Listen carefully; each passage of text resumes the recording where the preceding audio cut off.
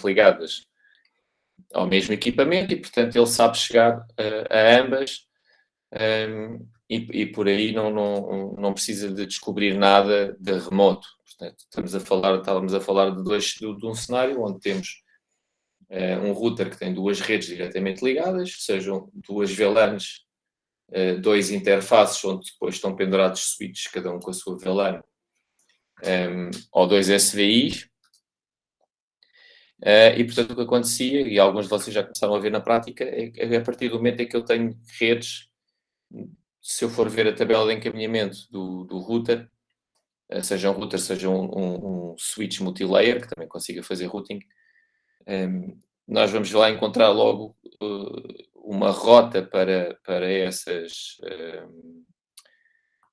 redes e essas redes estão acessíveis, naquele caso, através de uma determinada VLAN, ou se fosse um router, através de uma determinada interface, e é assim que o router sabe que tem que enviar o tráfego para aquela rede, naquela VLAN.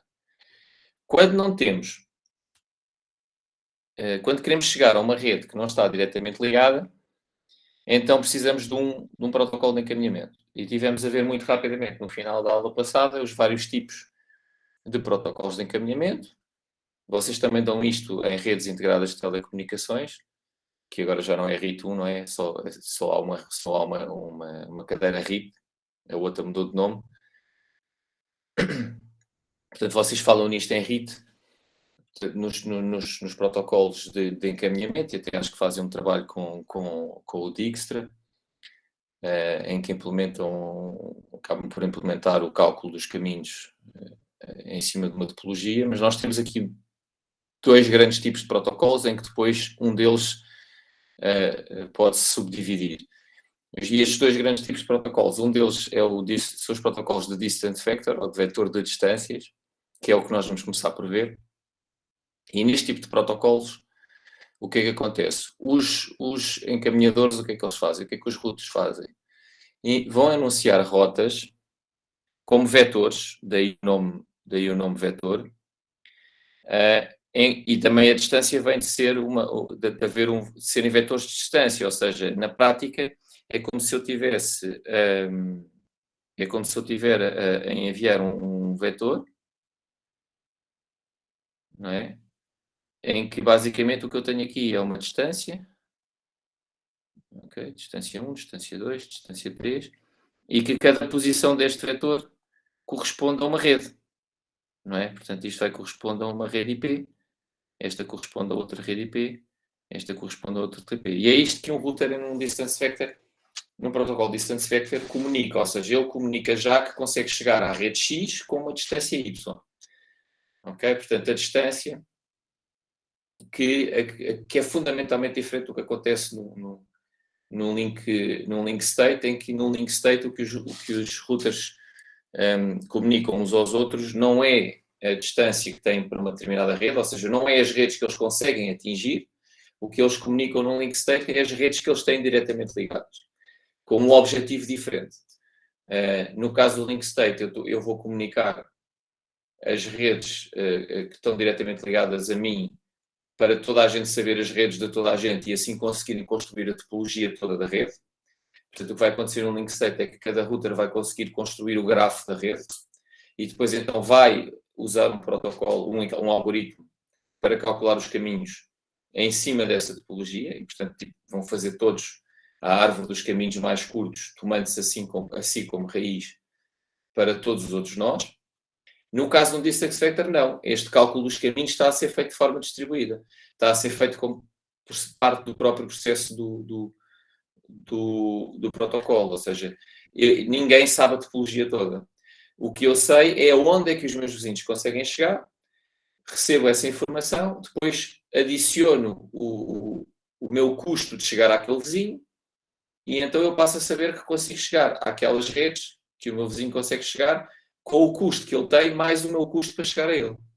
Portanto, ele envia-me este vetor e eu depois vou somar a estas distâncias a minha distância para o vizinho, para o neighbor.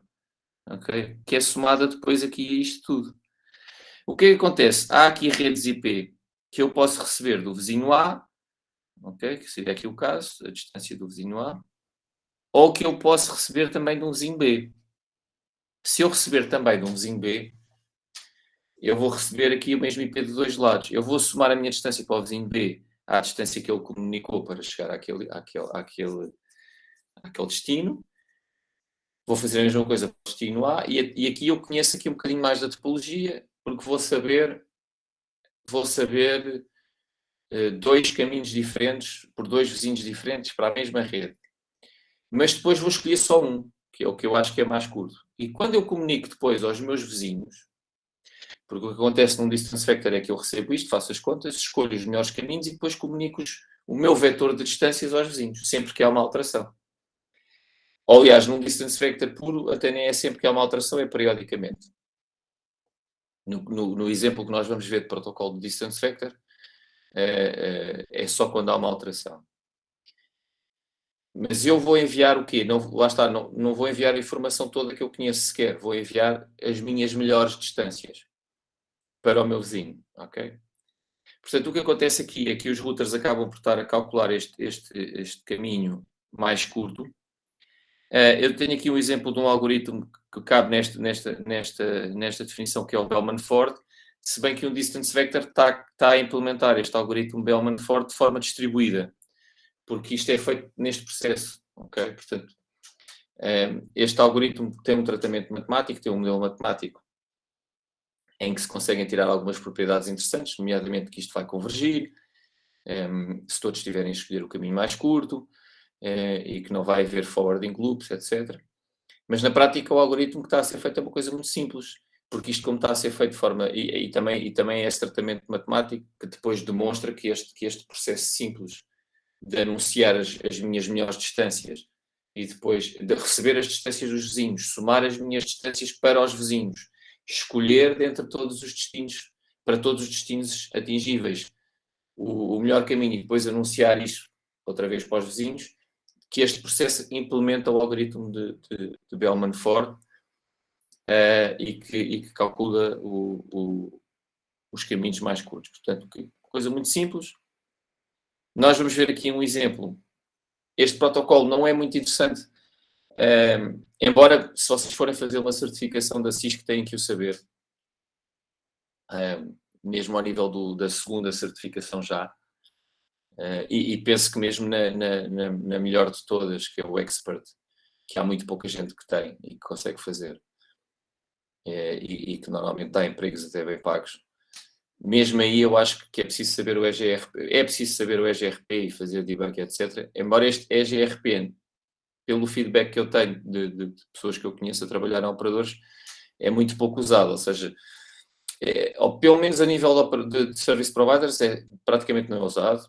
Ele é capaz de ser bastante usado ainda, ou pelo menos usado a nível de redes empresariais, não é? Destas que nós temos estado a ver, porque aí estamos a falar de entidades pequenas que, por exemplo, podem comprar, para além de comprarem o material à Cisco, podem ter serviços de consultadoria em que lhes estão a solução quase toda, e o protocolo que se vai usar, se for preciso usar encaminhamento dentro da rede de campos, muitas vezes vai ser o EGRP, porque é um bocadinho mais simples de configurar do que, por exemplo, usar o OSPF ou o ISIS, que são muito mais usados no caso dos service providers, onde basicamente só se usa um link state.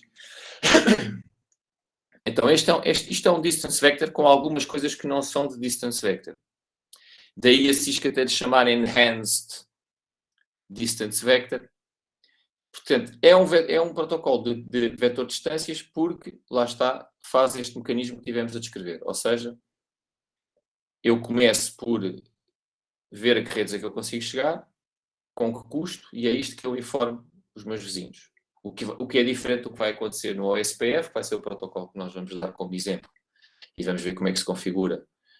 É o protocolo de link state que nós vamos aprofundar, em que aí o que é enviado é os meus links, só as minhas redes ligadas. Aqui não, aqui é todo o sítio que eu já sei que consigo chegar. É óbvio que quando isto tudo começa, se eu ligar uma rede pela primeira vez, cada um deles só vai dar as suas redes, porque cada um deles só consegue chegar àquelas redes com custo zero, que são as redes dele, ainda não conhece mais nada. Mas a partir do momento em que essa primeira, iteração é feita das vizinhanças, em que cada um diz essa informação aos vizinhos, eles, quando recebem depois dos vizinhos as redes deles, já vão acrescentar essas redes às redes que conseguem atingir, agora já não com custo zero, porque já é uma rede do vizinho e não dele, e assim que recebem isso e que alteram o vetor de distâncias porque já conseguem chegar aos mais sítios, na próxima vez que enviam um vetor de distância já vão incluir essas redes também.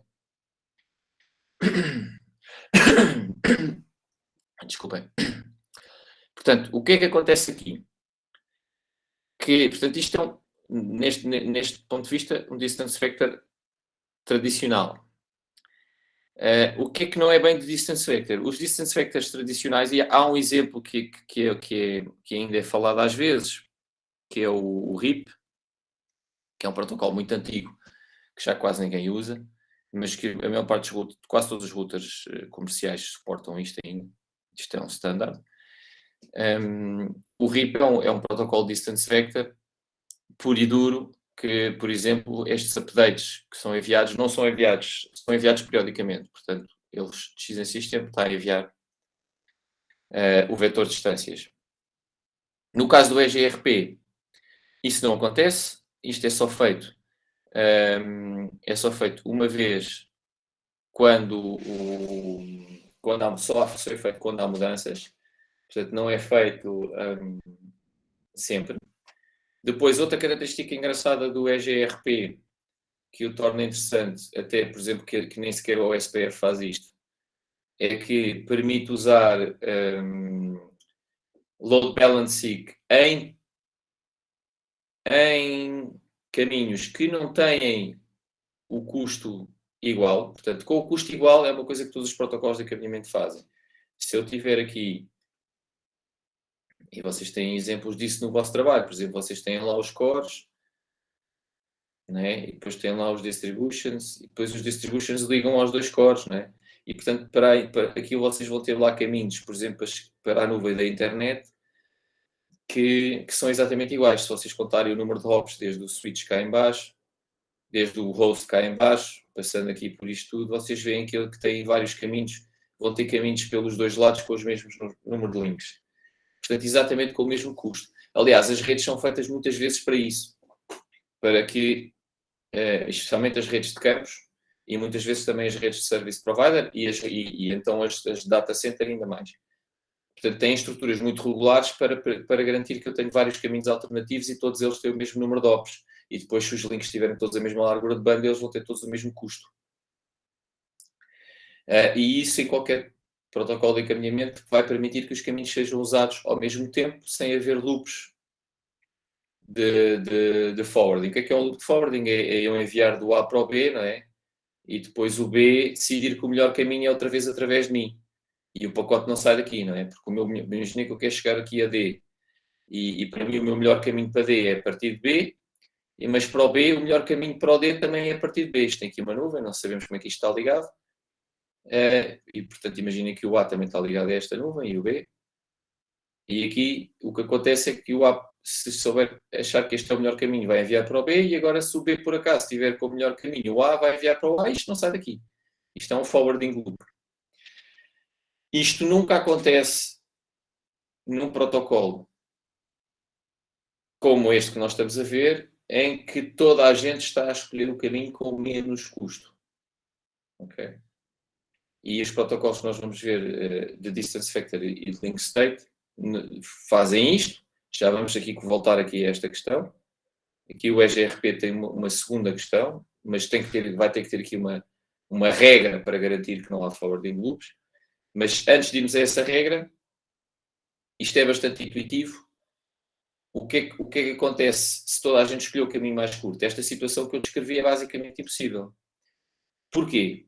Porque se eu acho que está a escolher o caminho mais curto e o caminho mais curto para D, para o A, é ir através do B, quer dizer que o B está mais perto do D do que eu. Certo? Se aquilo é o caminho mais curto, quer dizer que o B está mais perto do que o D do que eu. Logo, o B, se estiver a fazer a mesma coisa e se estiver a escolher também o caminho mais curto, esse caminho mais curto nunca pode ser por mim.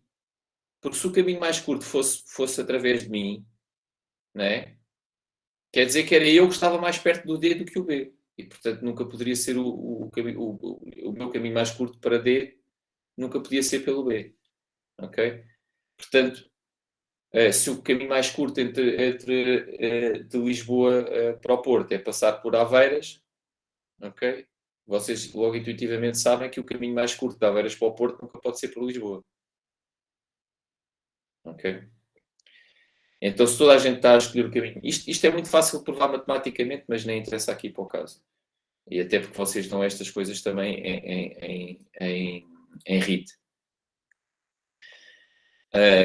São muito fáceis de demonstrar com álgebra básica, porque tem a ver com a ordem dos números. E, portanto, um protocolo destes tem a ver com a ordem dos números naturais. Porquê? Porque isto é uma soma. O cálculo do caminho é somar custos. E depois, a escolha do caminho é a ordem, é a ordem dos números naturais, ou seja, do maior para o menor. Okay? E, portanto, nessa ordem é impossível que uma soma... portanto, isto até é fácil pôr aqui no instante. Portanto, se o A, vocês nos números naturais com uma soma, se o A é maior que B, então A mais C é de certeza maior do que B mais C. Estão a ver? É impossível que isto não aconteça com os números naturais e com uma soma. Ok? Portanto, só há o forwarding loop se por acaso houvesse uma situação em que o somar o A mais C fizesse com que este caminho passasse a ser mais favorito do que este. Okay? Isso implica que eu não estou a usar a ordem como o meu fator de seleção, que é o que estes protocolos fazem. Não, que é escolher a ordem do maior para o mais pequeno, portanto, escolher sempre o mais pequeno. Vamos ver, por exemplo, o BGP, onde eu não posso não escolher sempre o caminho mais pequeno. Se eu não escolher sempre o caminho mais pequeno, mesmo que isto aconteça, e isto acontece na soma, o que acontece é que eu já não estou a usar isto como o seletor do caminho. E, portanto, nas preferências dos caminhos, isto já pode ser diferente. Ou seja, eu posso ter que o caminho de A, o caminho A é preferido, e aqui esqueçam, o maior já não significa maior, significa ser preferido. E depois pode acontecer que eu ao A, se eu somar mais um caminho, isto passa a ser o preferido em relação ao B. Mas isto só acontece se isto não for, ou se isto não for uma soma, ou se for uma soma, se a escolha não for pelo caminho mais curto. Com as duas coisas isto é impossível acontecer. E, portanto, quando isto acontece, que é o que acontece aqui nestes caminhos, nestes protocolos que também nós chamamos, temos aqui duas coisas, temos distance vector e linked state, tem a ver com a maneira como eu descubro a informação. Portanto, no distance vector eu recebo logo redes e custos para as redes, no link state eu recebo a informação dos links de cada nó para depois fazer uma topologia. Em ambos os casos, a escolha do caminho e o cálculo do caminho é igual. São que se chamam algoritmos shortest path. Ou seja, eles vão calcular um custo, ambos. Este está logo embutido no próprio processo do distance vector. No caso do link state, esse custo é calculado depois em cima da topologia. E depois vão selecionar os caminhos mais curtos. Ok? No caso aqui do EGRP, eu tenho aqui a possibilidade de poder usar um caminho que não é tão curto como o outro. Portanto, se eu estiver aqui a trabalhar, como estávamos a falar, e se eu tiver dois caminhos igualmente curtos, eu não tenho problemas de forwarding loops. Ok? No EGRP vamos um bocadinho mais longe e vamos permitir a utilização de caminhos que não têm o mesmo custo, mas vai ter que haver uma regra. Ok? Mas depois já lá vamos. Depois é esta métrica que aqui pode ser um bocado mais sofisticada, por exemplo, no RIP, ou na definição de um EGRP normal, do EGRP, desculpem, de um distance vector, normalmente seria o número de hops só. Okay. Aqui não é só o número de hops, pode haver um caminho que tem mais hops, mas como tem mais largura de banda nos links, que vá ser mais preferido do que outro que tem menos hops, mas uma largura de banda mais pequena. Isto em termos dos forwarding loops não tem problema nenhum. Porque a questão de não ver forwarding loops e desta questão do estar mais perto é estar mais perto em termos de custo. Se toda a gente usar o mesmo custo, é a mesma coisa. Okay? Nunca vai voltar para trás. mesmo, não tem a ver ter só diretamente, não tem que ser o que se chama o caminho mais curto geográfico, mesmo em teoria de grafos, desculpa, não é de gráficos. Mesmo em teoria de grafos, isto chama-se o caminho geodésico, porque é o caminho mais curto em termos topológicos, que é o que tem menos links. Nem sempre acontece isto nos protocolos de shortest path. Este shortest path é o que tem o menor custo. Pode não ser necessariamente o que tem menos obs. A maior parte das vezes vai ser, mas pode não ser. Ora, o EGRP, como é que eu vou fazer isto tudo? Eu vou ter que ter, depois na prática, os encaminhadores, os routers a falarem uns com os outros. Portanto, eles vão ter que comunicar esta informação entre eles, o distance vector. Como é que acontece? Isto depois vai variar de protocolo para protocolo. Há uns que correm em cima de Layer 2, há outros que correm em cima de IP. No caso do EGRP, é ao nível do IP, portanto, aqui vocês vão ter uma frame Ethernet, okay? Tem a sua frame header, que vai ter aqui os MAC addresses de origem e destino. Portanto, o que acontece é que isto se for um link Ethernet, existem outras tecnologias de Layer 2, nomeadamente link shares com um protocolo que é o Point-to-Point Protocol, vamos ver aqui em pormenor, que era muito usado, porquê? Porque era o que fazia sentido antigamente, se eu estou só a ligar 2 pontos. Não faz muito sentido ter uma Ethernet, porque a Ethernet era um meio partilhado e funcionava com broadcast, né? Lá está o domínio do broadcast. Portanto, mas na Ethernet eu também posso ter aqui uma redezinha pequenina que tem o IPA e que tem o IPB, que são os únicos que são da mesma rede, só que aqui nunca vai haver grandes broadcasts, não é? Portanto, isto basta haver uma vez um ARP para descobrir uma MAC address aqui desta ponta que está associada a este IPB e vice-versa. Não há nenhum switch aqui no meio, não há MAC learning, portanto, este simplesmente vai fazer o mapeamento com o ARP, este vai fazer o mapeamento com o ARP e depois podem comunicar um com o outro. Okay? E hoje em dia acontece muito isto, porque a Ethernet transformou-se numa tecnologia mais rápida e barata e, portanto, mesmo em ligações entre routers que são só um link, muitas vezes usa-se a Ethernet. Mas antes também se usavam outras coisas, como o PPP, outro protocolo que é o HLC, que são protocolos ponto a ponto e que são síncronos. Estes são síncronos, precisam de ter um relógio, porque é para ver quem é que fala de cada vez, etc. E não usam endereços, têm endereços de Layer 2, mas que não é uma frame Ethernet. Mas aqui vamos imaginar que é uma frame Layer 2, podemos imaginar a da Ethernet, que é muito comum hoje em dia. Lá dentro, como eu já vos expliquei, depois vai o pacote IP.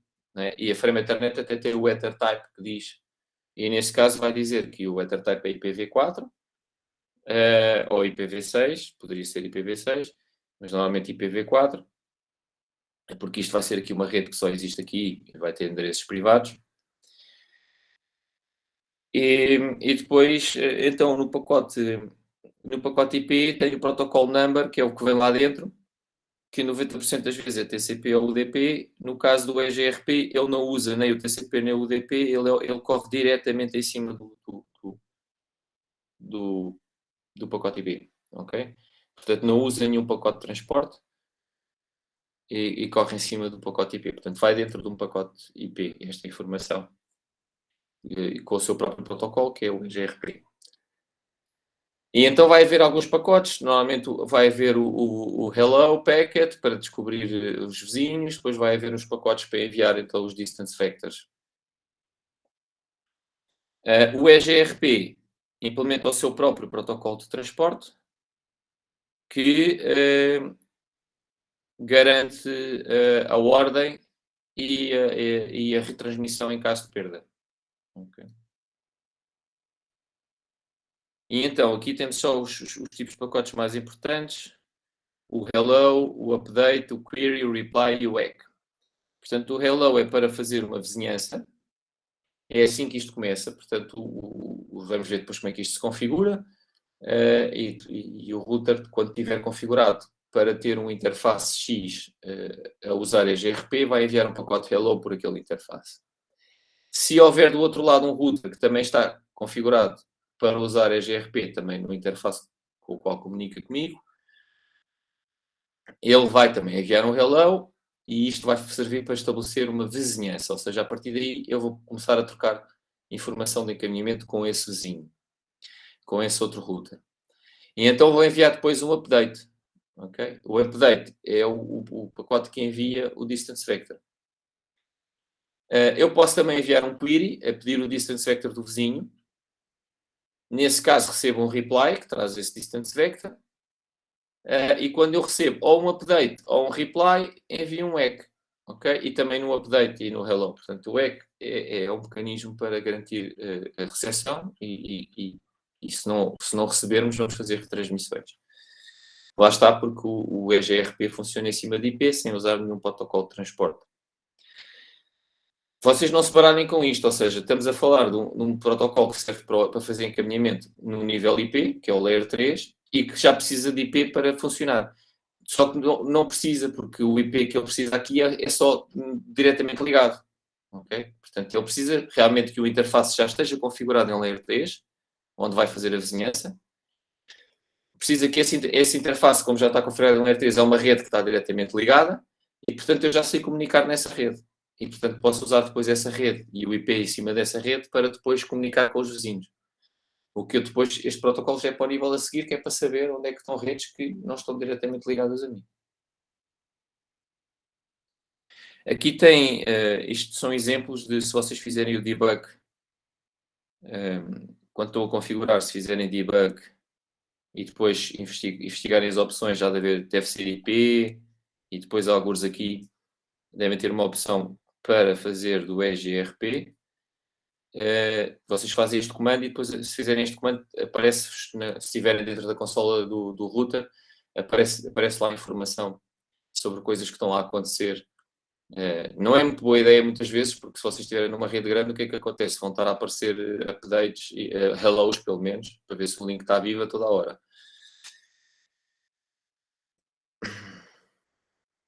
Então, como é que isto funciona? Aqui com uma figurazinha. Portanto, vai ver que isto é configurado aqui, já vamos ver depois. Eu configuro aqui. Eles ficam ambos a saber que estes interfaces são para participar no EGRP. Então vão tentar formar uma adjacência por ali. Portanto, vão começar por enviar um hello. Ok? É identificar-se. Este envia. Ficam a saber que existe o R1 e o R2 neste link. Quando já os dois sabem, ok? Este aqui, como enviou um hello como resposta e já sabe que existe o R1, vai logo enviar o primeiro update, vai logo enviar o primeiro distance vector, tudo o que ele conhece, e as distâncias para lá chegar. Eu vou enviar um echo, o outro vai enviar um echo a dizer que recebeu o distance vector. Se o echo não chegar lá, o vizinho volta a enviar o update. Depois de enviar o echo, envia também envia o seu próprio distance vector também. E este depois responde com o echo. Portanto, isto é a formação inicial de uma vizinhança. Enviam dois hellos, enviam cada um o seu distance vector e é que fazem o acknowledge. E apareceu um novo vizinho e eu fiquei a conhecer a que redes é que esse vizinho consegue chegar e com que custo. O que é que eu vou fazer? Cada um deles vai agora pegar nisto, juntar o custo para chegar a este vizinho, portanto vão juntar o custo deste link e depois vão atualizar os seus distance vectors e se houver mudanças vão enviar a todos os vizinhos, incluindo este novo. Imaginei que ele aqui tem mais vizinhanças com um R3, agora recebe a informação aqui do R1, vai ver se há, eventualmente nesta informação vêm redes que ele já tinha, caminhos para lá, mas vêm os caminhos a partir do R1, ele soma-lhe esta distância para o vizinho e por acaso pode ficar com um caminho melhor para uma rede que já existe, atualiza no seu distance vector e se isso for o caso vai ter que voltar a enviar esse distance vector aos seus vizinhos todos.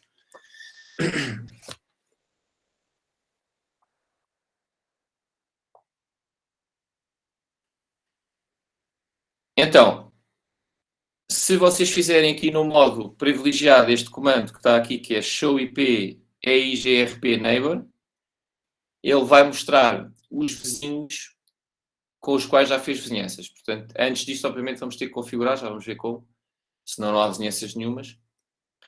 E para haver uma vizinhança, para além de vocês terem que configurar a parte do protocolo de encaminhamento, também tem que haver conectividade com o vizinho, o que quer dizer que eu tenho que ter um link para o vizinho, e esse link já tem que estar configurado em Layer 3, já tem que ter 2 IPs nas duas, no meu lado, e depois no outro lado também tem que estar um IP da mesma rede. Essa rede não pode ser igual a outra rede qualquer que exista naquele router. E só quando isso acontecer é que ele tem conectividade IP naquele link e pode formar a vizinhança. Não é? Só depois de formarem vizinhanças é que este comando vai dar alguma coisa. Aqui a vizinhança diz que, aqui neste caso temos estes vizinhos. Ok. Um que está ligado através deste link, outro deste link, outro deste link. E depois diz aqui qual é o interface onde isto está ligado. Este interface é uma interface serial que aqui nos exemplos aparece. Vocês no trabalho não têm. Só têm gigabits na mesma. Okay. Neste caso não faço Ethernet e este caso é um serial. Neste caso estes serials não seriam Ethernet, seriam, por exemplo, Point-to-Point Protocol. Embora exista também, já agora, ficam a saber uma curiosidade, existe o PPP over Ethernet. Ou seja, existem links Ethernet, ou seja, é uma frame com o formato 802.1, mas não existe, neste caso no PPPoE, não existe o CSMA. Ou seja, não existe o algoritmo de acesso ao meio da Ethernet. É o formato da frame da Ethernet, em termos físicos, e depois em termos do formato da frame é Ethernet. Depois, a comunicação não usa CSMA. CD usa o PPP. Okay? Este PPPoE é utilizado, por exemplo, em muitos service providers. Aliás, eu tenho a ideia, aqui há uns anos, agora há um tempo que não tenho visto isso, mas há bem pouco tempo atrás, no mercado residencial, a maior parte das vezes a nossa ligação do nosso router wired até ao primeiro nó de agregação do operador é feita em PPP over Ethernet. Seja por cima de fibra, ou seja, o link Ethernet que depois está em cima de fibra, ou está em cima de DOCSIS, se for no caso da nós que ainda tem ainda partes com DOCSIS, com cabo coaxial. Mas isso aí estamos a falar do nível físico que não interessa. Em ambos os casos, depois aquilo é Ethernet, e muitos usam este PPP over Ethernet nesse link, porque na prática é um link da nossa casa a um nó de agregação onde estão todas as casas daquela zona ligadas.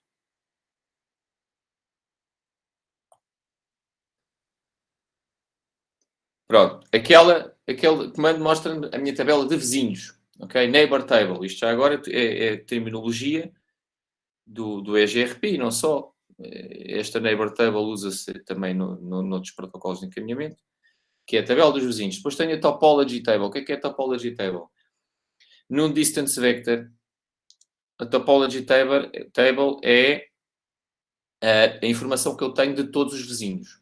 Ou seja, na Topology Table pode haver mais do que um caminho para um IP.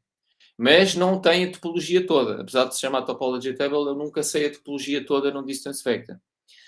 Porquê? Porque os meus vizinhos só me enviam o seu vetor de distâncias, ou seja, só me enviam para cada rede um caminho, que é o seu melhor caminho. Não me enviam todos. Okay. Nem sequer me enviam os seus links todos. Embora normalmente os links todos venham lá, porque ele para as redes dos links, as redes dos links, depois já vamos ver, também podem não estar incluídas todas em termos de serem anunciadas. Mas isso é outra história. Mas obviamente que ele as redes dos links vai enviá-las com custo zero, né? Portanto vão estar lá no Distance Vector. Mas vai enviar, mas por exemplo, se este router aqui tiver dois caminhos aqui para chegar aqui ao mesmo sítio, e depois eu for vizinho dele, eu nunca vou saber que existem estes dois caminhos. Ok? Eu nunca vou saber que existem estes dois caminhos, porque ele só vai escolher um deles, ou este, apesar deles aqui poderem ter o mesmo custo. Ele, como nós vamos ver, até pode usar os dois, mas para mim só me vai enviar um. Portanto, se vai enviar, por exemplo, aqui o A. E, portanto, este na Topology Table só sabe que existe aquele caminho, não sabe este. Aliás, nem sabe que aquilo é um caminho, só sabe o custo do caminho. No entanto, imaginem que este mesmo destino também é acessível aqui por outro router e que também vai para aqui o update. Na topology table aqui, eu tenho aqui para a rede D dois caminhos. Tenho o que este me deu e tenho o que este me deu. Tenho dois. Portanto, na minha topology table aqui eu vou ter dois caminhos para D. Ok. No entanto, depois só vou escolher um e só vou dar aos meus vizinhos esse que escolher. Mas esta topology table é então a lista de todos os de todas as tem todas para todas as redes tem todas as distâncias que eu possa ter recebido. Portanto, aqui neste caso, para a rede D tinha duas entradas, porque eu recebo isto de dois vizinhos diferentes. Ok? Portanto, tem para cada destino, na topology table, eu tenho já vamos ver o que é esta feasible distance e advertised distance, mas é basicamente as métricas do custo para cada vizinho. Okay? Depois tenho a routing table, que é o que? É o que tem o melhor custo. Okay? Portanto, de todas as que estão aqui, de todas estas entradas, eu vou escolher a que tem a menor feasible distance. Okay? A advertised distance, isto basicamente é a advertised distance, é o custo do vizinho, que o vizinho tem para o destino, e depois a feasible distance é a AD mais o meu custo para o anunciante. Vou-lhe chamar anunciante em vez de vizinho, mas pronto. Só para não estar a confundir aqui com o custo do vizinho. Isto é o custo que o meu vizinho tem para o destino, a AD, e depois eu somo a esse custo o meu custo para chegar a ele. Obviamente, qual é que é escolhida? A que tem a menor feasible distance. E, portanto, de todas estas que estarão aqui na topology table para o mesmo destino, eu vou escolher a que tem a menor feasible distance e é esta que está na routing table. Este comando que está aqui é o show IP route. Neste caso, a show IP route é GRP, porque eu quero ver só as que foram aprendidas por EIGRP. E, portanto, por exemplo, aqui não vão aparecer as que estão diretamente ligadas. Vocês no trabalho normalmente usam só o show IP route, porque vos interessa ver tanto as que são por EGRP como as que estão diretamente ligadas, e as rotas default e isso tudo.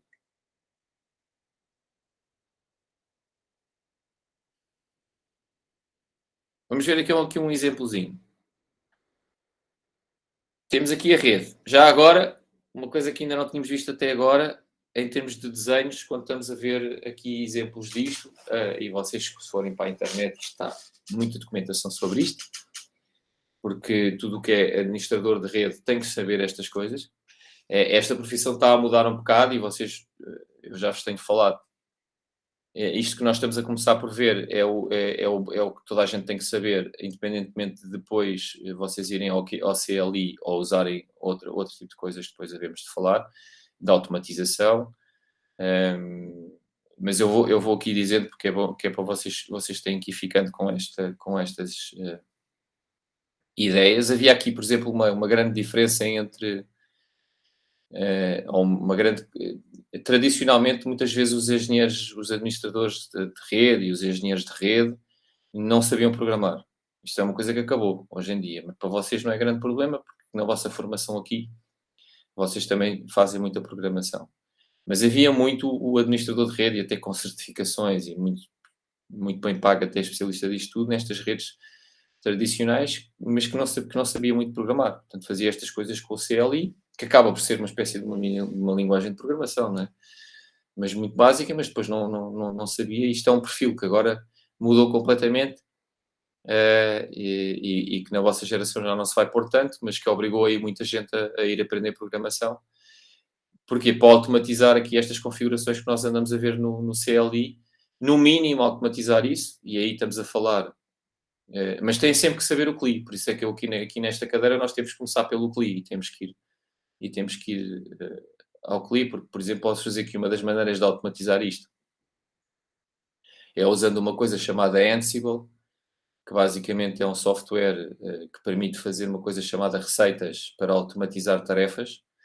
E normalmente, por exemplo, uma das maneiras de automatizar isto é fazer uma receita Ansible para depois fazer configurações usando Python, mas depois para construir tudo aquilo tem que saber os comandos. E portanto tem que saber CLI e tem que saber os comandos. e tem que saber para os equipamentos que forem, neste caso da Cisco, aprender o da Cisco é bom porque muitos deles são muito parecidos. Por exemplo, eu posso dizer que os da Aruba e da HPE, que a HP comprou a Aruba, todos para dizer assim, um fabricante também maior, que também tem toda uma linha de switches. Aliás, nós temos na sala de mestrados, eles têm muitos comandos que são parecidos com o CLI e nomenclatura. Por exemplo, um SVI chama-se um SVI na mesma. Criar uma VLAN, o comando também é parecido. Há muitas coisas que são parecidas a esse nível. Também há a Juniper, que também é outro grande fabricante aí mais de routers. O sistema operativo da Juniper também não é muito diferente em termos de comandos, tem muitas coisas muito semelhantes aos da Cisco. E por aí fora. E aqui, eu quero que vocês fiquem com estas ideias de coisas que no mundo real depois precisam de saber e que não têm que fazer confusão. Por exemplo, esta topologia, esta coisa que está aqui desenhada assim, está a representar uma coisa que é um loopback interface. Aliás, ele aqui no desenho nem está a representar um loopback, isto é uma representação de uma rede inteira, ok? De uma rede IP, o que quer dizer de uma subnet IP, o que quer dizer que é um broadcast domain, o que quer dizer que podem imaginar que esta coisa aqui é uma rede enorme com switches, mas que só está a funcionar em Layer 2. Portanto, não interessa o que é que está aqui em baixo, está a funcionar em Layer 2. E está toda na mesma rede. IP, mesmo broadcast domain. Ok? Portanto, existe esta rede. O que é que isto é? Pode ser, por exemplo, os 4 switches que vocês têm.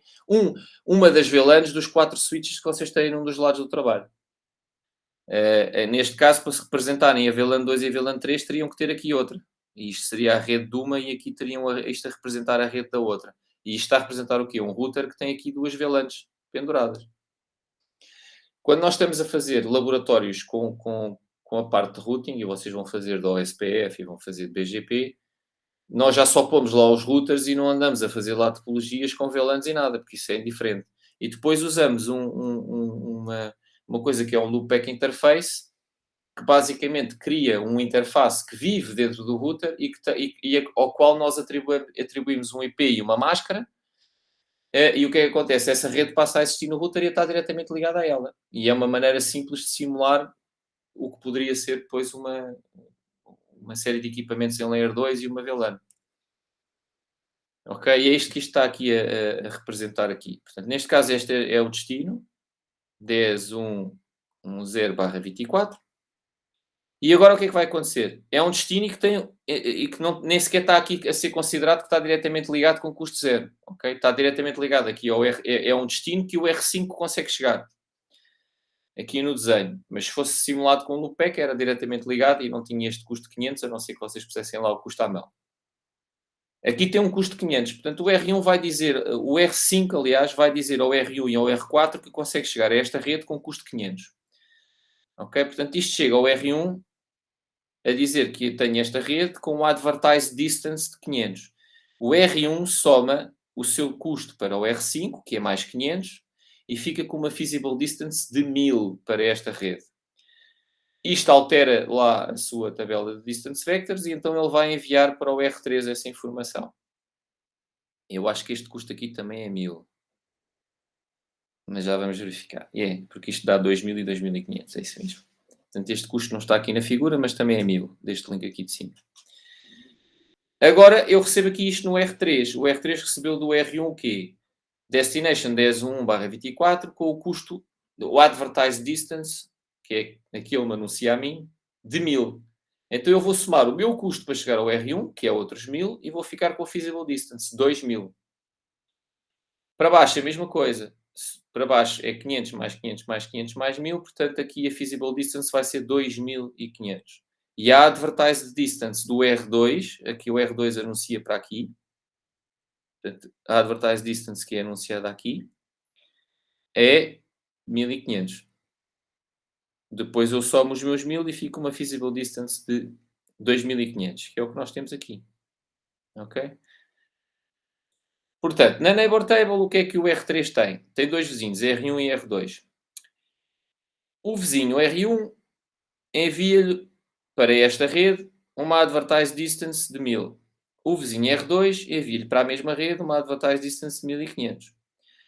Ambas ficam na topology table, porque eu recebi para a mesma rede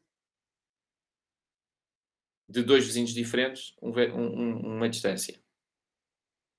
Vou escolher a melhor. Qual é a melhor? 2000. É esta que vai para a routing table. Ok, pronto. Não tem nada que saber. Então, já tínhamos visto advertise distance, custo do next hop para a destination, feasible distance, somar a esse valor o meu custo para aquele vizinho, custo mais baixo, o que tem o menor feasible distance, qual é que é escolhido? O que tem a menor feasible distance, e esse tem um nome em EGRP que é o current successor. Ok? Portanto, o successor só, ou o current successor, é o escolhido. Ok? Muitas vezes a gente diz só successor. Ok? Portanto, o successor é a melhor rota. Porquê é que se chama successor? Porque como isto é um distance vector, é o melhor vizinho, não é? É a melhor distância. Depois eu tenho aqui, então, a possibilidade, lembram-se, de poder usar caminhos que não são os mais curtos. Tem um nome, chama-se feasible, de fazível, não é? De execuível. Successor.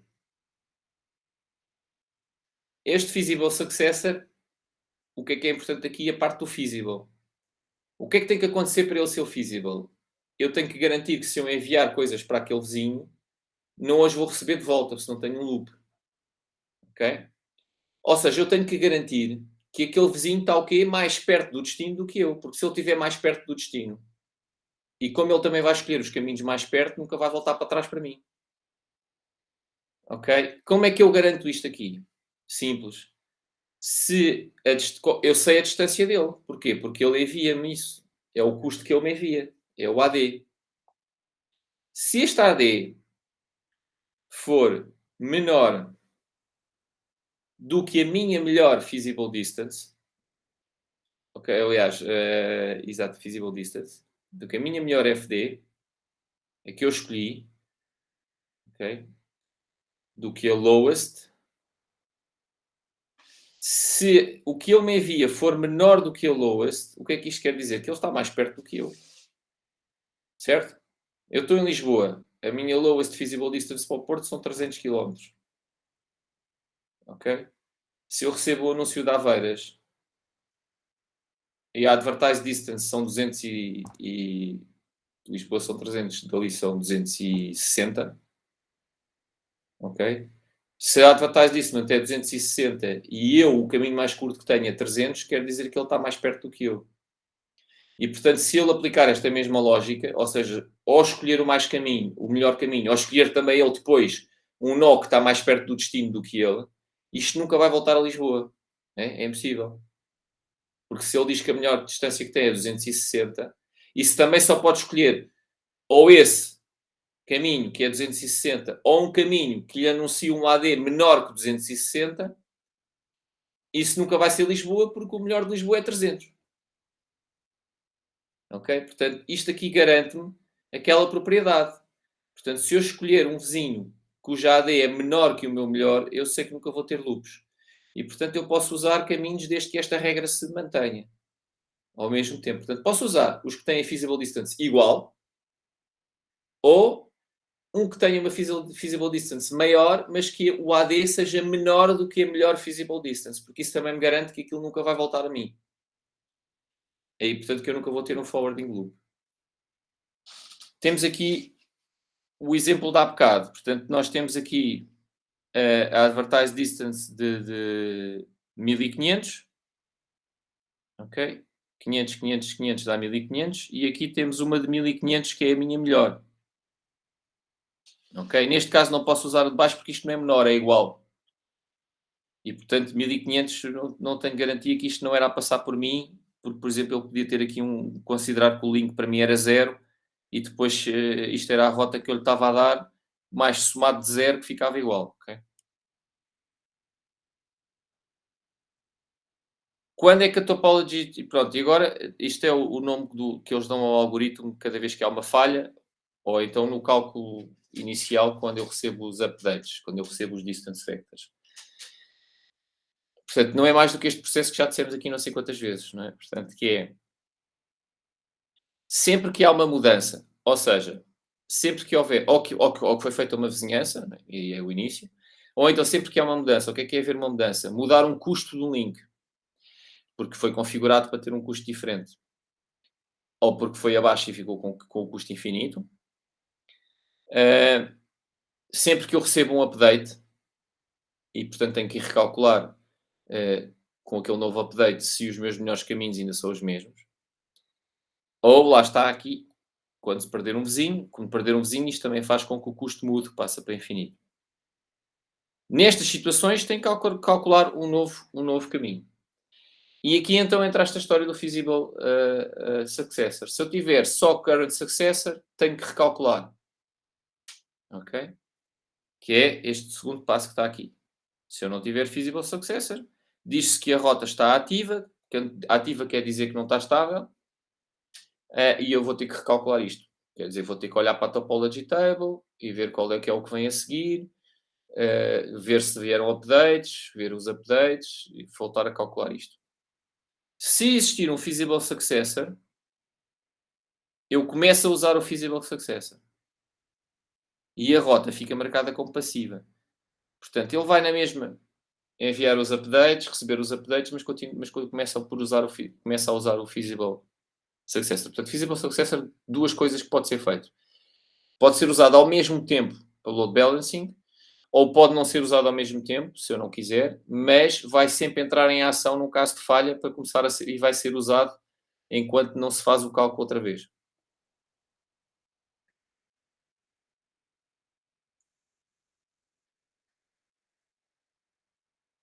Ok, temos aqui mais um exemplo. Temos aqui os custos, mas podemos calculá-los. Portanto, aqui temos, neste caso, é esta rede, que tem um custo 10. Aqui, mais uma vez, a representação disto isto é uma representação de uma LAN Layer 2. Por exemplo, de uma Ethernet. Ok? Como é que isto está aqui a funcionar? Não sabemos. Em princípio pode ser um switch, pode ser um hub, mas em princípio é um switch, onde esses três estão pendurados. Mas isto representa um segmento Ethernet, quer dizer o quê? Quer dizer que este e este interface estão todos na mesma rede. Ok? Este e este estão todos na mesma rede. E este, outra rede, este, outra rede, este, outra rede, este, outra rede, este, outra rede, este, outra rede. Portanto, aqui tem um exemplo de um router que está a fazer vizinhanças com dois através da mesma rede. Isto é possível se eu tiver aqui uma coisa de layer 2 no meio. O que é que tem que acontecer? O que é óbvio é que esta rede não pode ser igual a esta. E esta rede também não pode ser igual a esta. E esta rede não pode ser igual a esta. Porque no router não faz sentido ter dois interfaces na mesma rede. Porque o que ele faz é encaminhar entre redes. Dois interfaces na mesma rede são dois interfaces em layer 2. Ok? Que é o que vai acontecer aqui, né? Se alguém tiver aqui no meio, este switch tem estes interfaces todos na mesma rede, que nem sequer tem rede, porque nem sequer tem IP. Estão a funcionar em layer 2. Pronto. Esta parte, eu gosto de ir fazendo estas partes que é para vocês, para marcar aqui bem estas coisas que é o que vocês têm que perceber. São as coisas mais importantes que têm que se perceber sempre. Esta diferença entre layer 2 e layer 3. Onde é que chegam broadcasts, etc. Porque se vocês perceberem bem estes fundamentos, qualquer cenário, começam da raiz e sabem sempre como é que aquilo vai funcionar. Se fizerem este processo mental de pensarem como é que as coisas funcionam um dia na vida do pacote, não é? E portanto aqui o que é que vai acontecer? Então vai haver vizinhanças, não é? Toda a gente aqui vai, quando estes links estiverem todos up, cada um com os seus IPs certinhos, aqui ele vai enviar para este e para este, vai haver aqui ARPs, obviamente, para ele saber o MAC address daqui e o MAC address daqui, para depois fazer então uma vizinhança com este e uma vizinhança com este,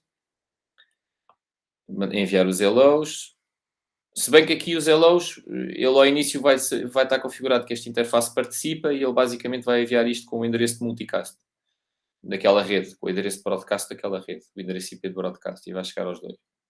Os dois vão abrir o pacote. E em termos de ARP, quando é um endereço multicast, ele não vai tentar resolver o endereço, vai pôr aquilo dentro de uma frame com FFFF. Né? Quando é o endereço de broadcast do IP, lembram-se que é com os bits do host todos a 1. Eu aí não vou fazer um ARP, porque eu não preciso descobrir quem é que tem aquele IP, porque aquilo é para toda a gente. Então meto uma frame Ethernet com FFFF. No caso do serial, não há esse problema, não é? É só para aquele e acabou, do outro ponto. Vão começar a trocar, então o que é que vai acontecer aqui no R1? O R1 vai ter esta rede a partir do R8 com a advertised distance de 30, não é? 20 mais 10. Depois vai receber a partir do R2.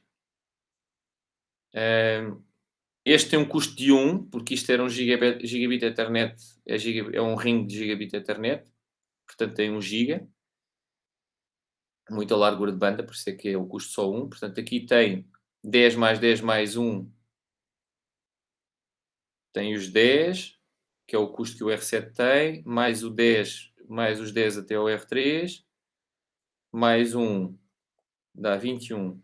Depois do R4, tem um advertised distance de 10, mais 10, mais 20, que é aqueles 20 ali, e mais 100. Portanto, 120, 140, estão a ver?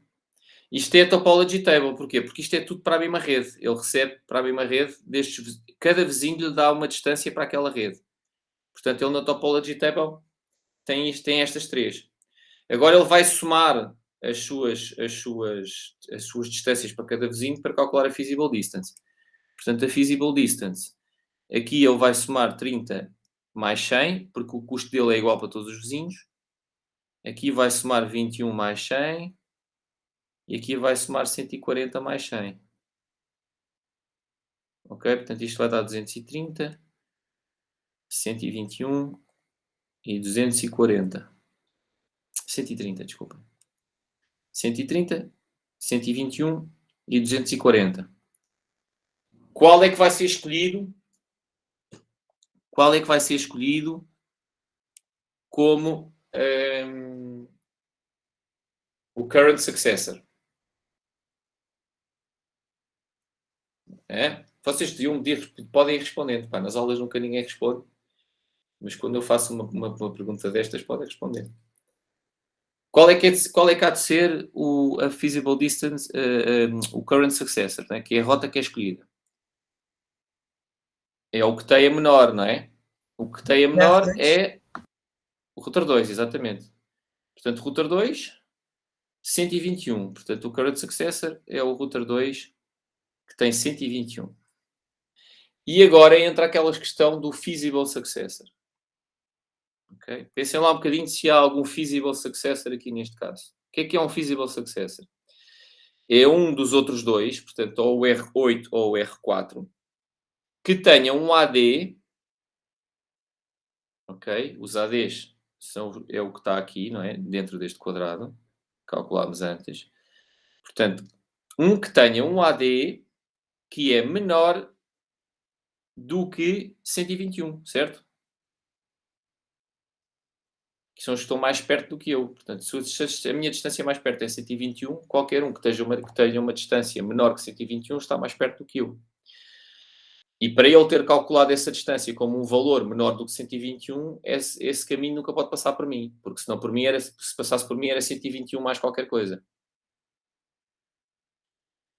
Era no mínimo 121 mais o custo dele para mim. Era no mínimo 221. Se vocês repararem, o R2 e o R4, se tiverem um caminho para 1008, que também eu vou receber, porque o R1 depois também vai enviar para os seus vizinhos isto.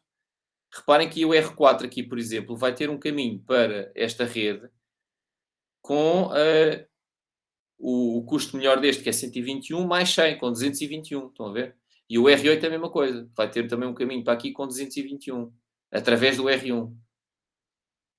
que não vai ser escolhido para nada porque não é o melhor, não é? Então, qual é que é aqui o que pode ser feasible successor? Ou podem ser todos?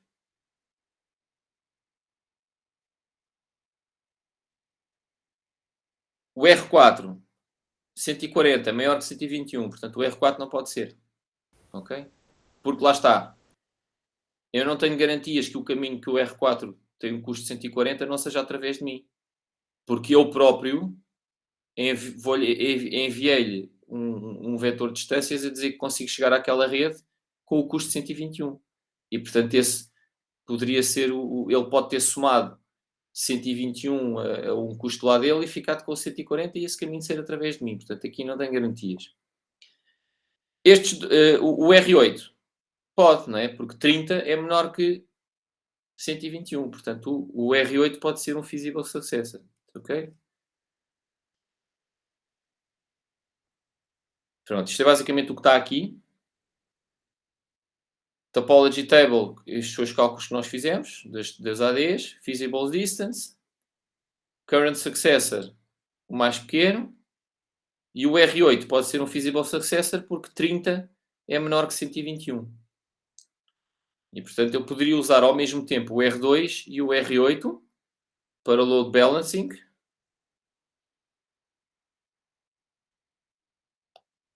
Ok? E posso, ou não, e estou a usar só o R2, mas o R8 pode ser usado em caso deste link cair. Pronto, isto já fizemos, não é? É a solução que nós fizemos aí. Aqui está outro exemplo para percebermos a história de porque que quando o AD é menor que o feasible distance da melhor rota, eu posso usar aquilo. Temos aqui um exemplo para esta rede. Ok? Estes nem sequer conseguem chegar lá. Mas têm uma rota para lá. Porquê? Porque eu anuncio aqui com 10, 20. Portanto, este anuncia com 30 para este. Este soma ao 100, fica com uma feasible distance de 130. E este vai anunciar aos outros, certo? Eu vou anunciar a este, que tem esta rede. E esta chega aqui com 130 mais 100, este envia aqui com 230, e depois este envia com 230 para aqui. Aliás, com 330 já. Aliás, exatamente, este anuncia com 230, este soma estes 100, anuncia para aqui com 330. Ok? E o que é que reparem, eu aqui recebi duas rotas. Eu aqui tenho duas rotas. Tenho uma rota através do R8 com 130 e tenho uma rota através do R4 com 330. Porquê? Porque eu não sei topologias no distance vector. O que eu sei é distâncias. E isto chegou-me aqui, esta distância. Eu não tenho maneira, nós aqui a olhar dizemos isto é parvo, eu sei que isto é através de mim. Mas o router aqui não sabe. Ele sabe que enviou para aqui o seu distance vector e depois recebeu outra daqui. Portanto, ele não faz ideia se isto é através dele ou se é por outro caminho qualquer que existe por aqui. Ele não tem qualquer noção disto. Ok? Portanto, isto podia ser uma coisa que havia aqui com uma nuvem, com uma ligação qualquer que chegava ali, ok? E portanto eu aqui não sei, eu só sei que é 330. Portanto, quando este link falha, eu não posso simplesmente usar este router como alternativa. Ok? Portanto, estão a ver? E como é que eu sei isto? Porque este AD é maior do que a minha feasible distance. Isto nunca acontecia se o AD fosse menor. Ok? Porque eu só recebo aqui uma rota que passa por mim que seja maior do que este valor. Isso não é impossível, porque eu estou sempre a somar, não é? Portanto, isto é aquela coisa que eu estava a dizer da álgebra, não é? Portanto, se isto é maior que isto, quando eu somo coisas a isto mantém-se maior. Se eu somar a mesma coisa, isto mantém-se maior que isto, não é? É impossível ficar mais pequeno se eu estou só a somar coisas. Pronto.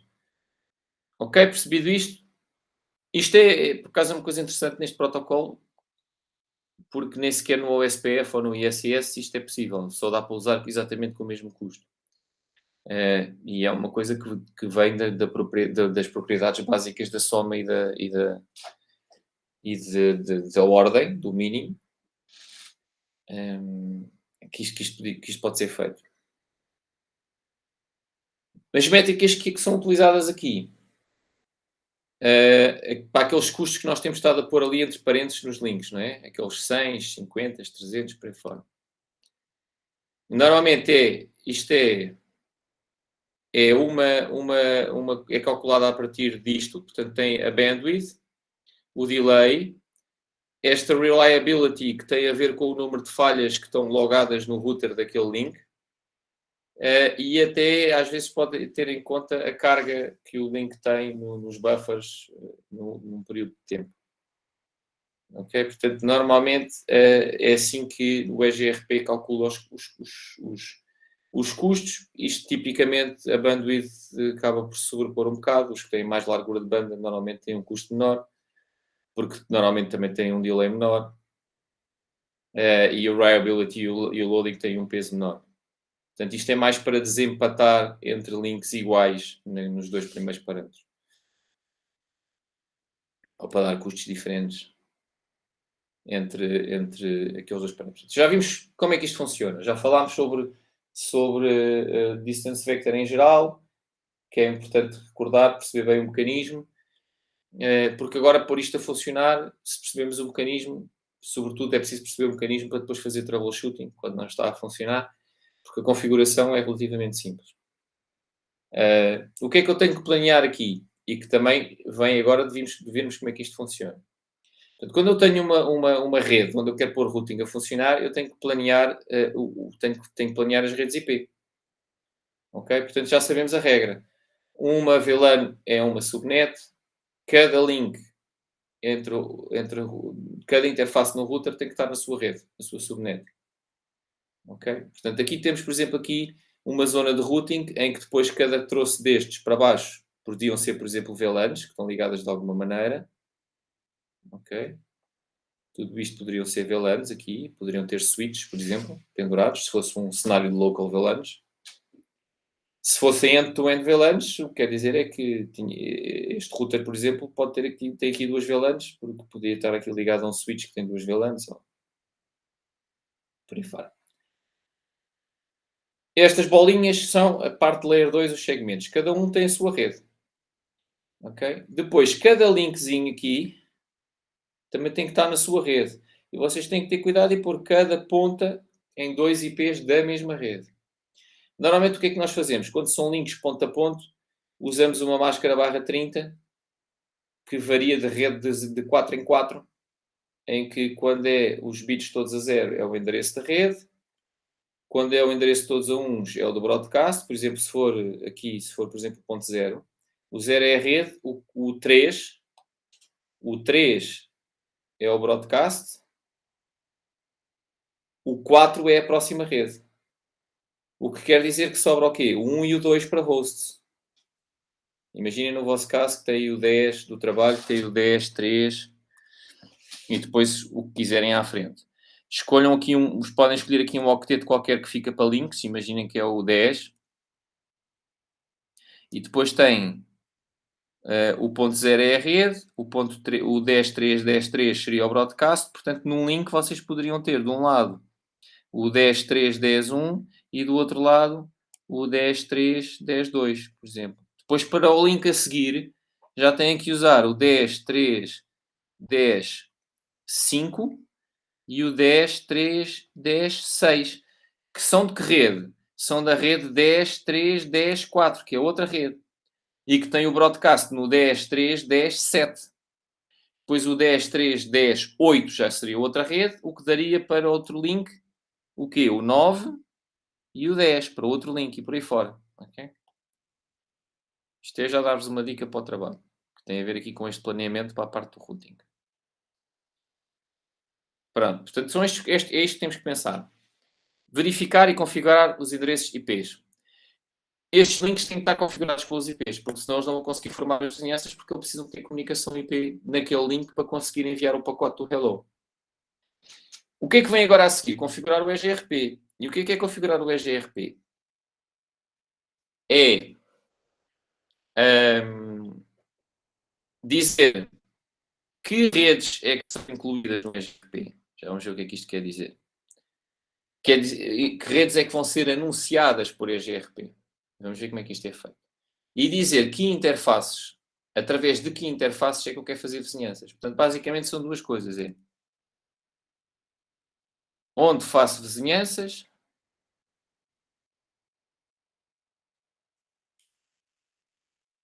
e que redes anuncio, não é? Ou para que redes anuncio as distâncias, não é? Para ser mais rigoroso. Porque é o que um distance vector faz.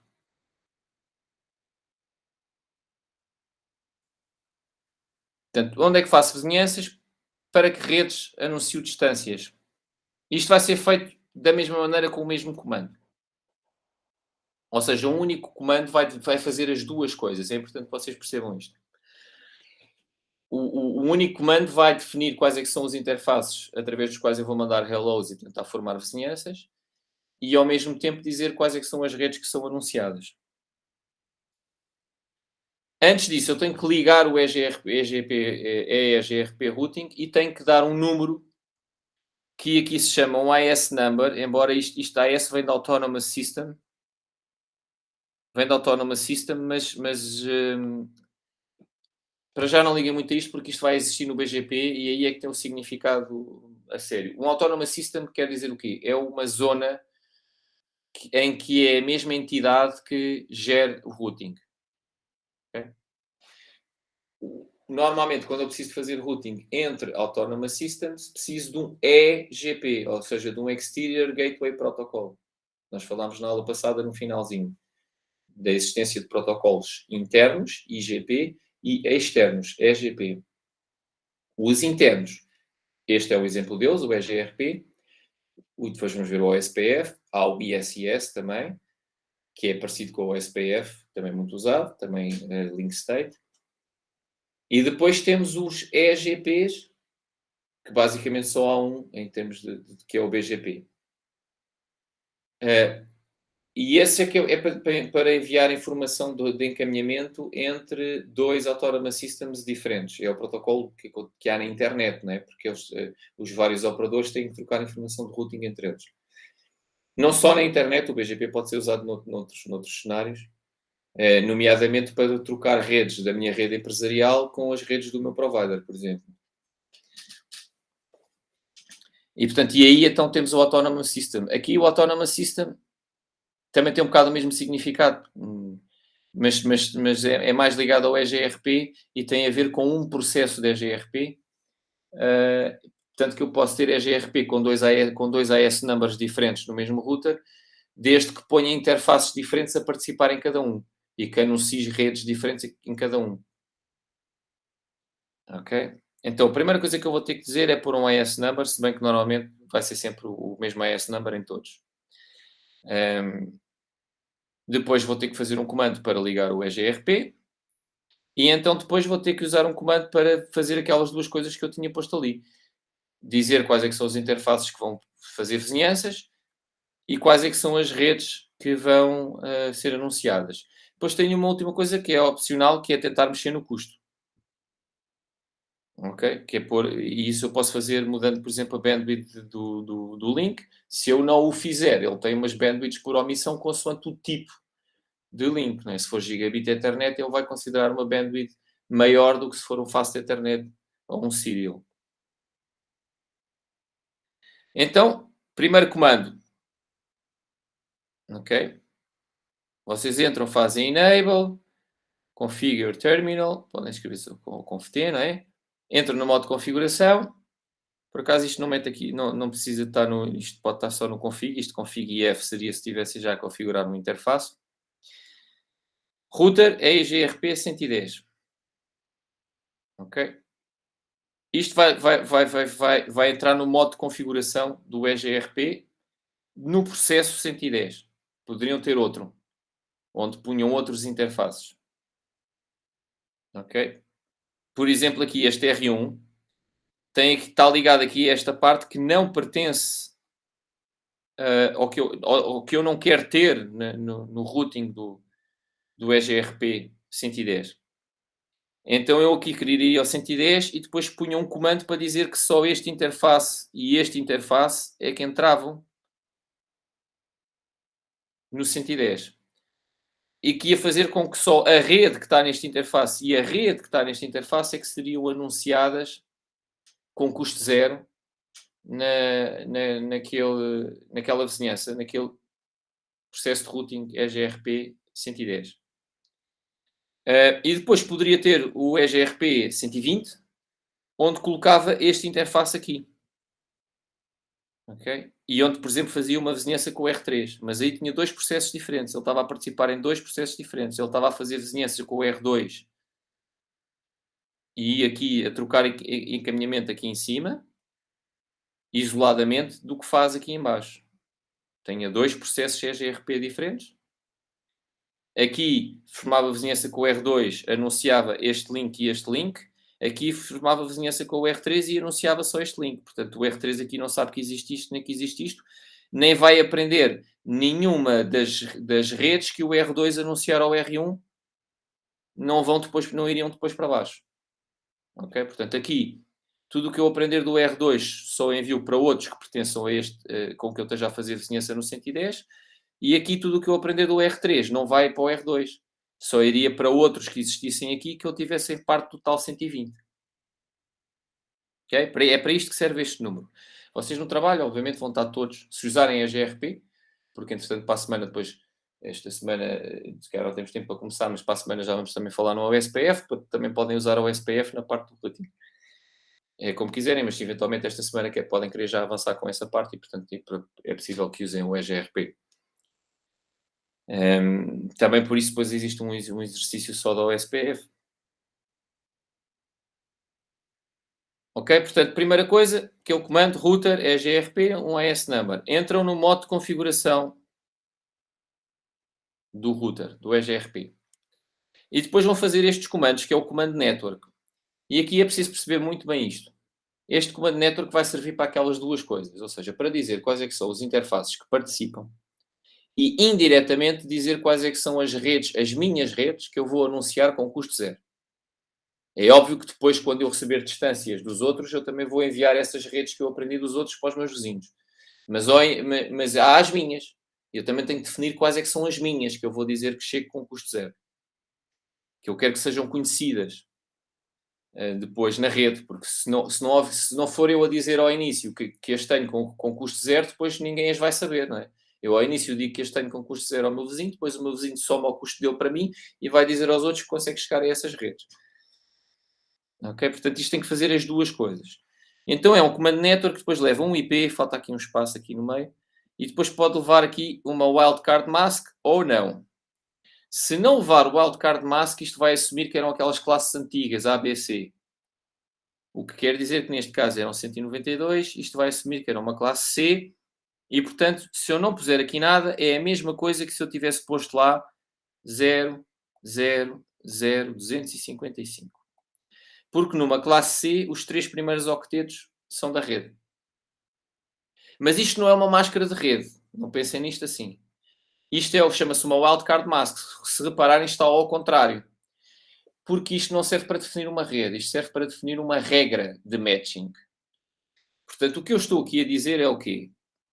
Que é tudo... Isto é uma regra, ao fim e ao cabo. O que eu estou aqui a dizer é que tudo que comece por 192, 161, 1 bate certo com esta regra. Os zeros são match, ok? Os zeros são match e os uns são de onde quer. Portanto, aqui o que é que eu estou a dizer? Que estes primeiros 3 valores têm que ser exatamente iguais. Ok? Isto quer dizer o quê? Que qualquer interface que tenha um IP que comece com aqueles 3 números vai participar, independentemente de ser barra 24, ser barra 26, ser barra...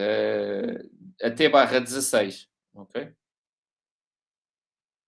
Se for barra 16, se eu tivesse ali um 192, 168.1, 101, como está ali está a barra 27, já vamos a esse caso.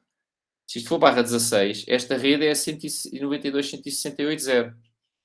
00. ok? Mas este interface entra porque tem 192.168.1. Se aqui tivesse um valor que não fosse 1, não entrava, porque a regra, o que está a dizer é que é todos os que têm 192.168.1. Ok? Então, este interface vai participar no EGRP. Vai participar no EGRP porquê? Porque tem um IP que começa por 192.168.1.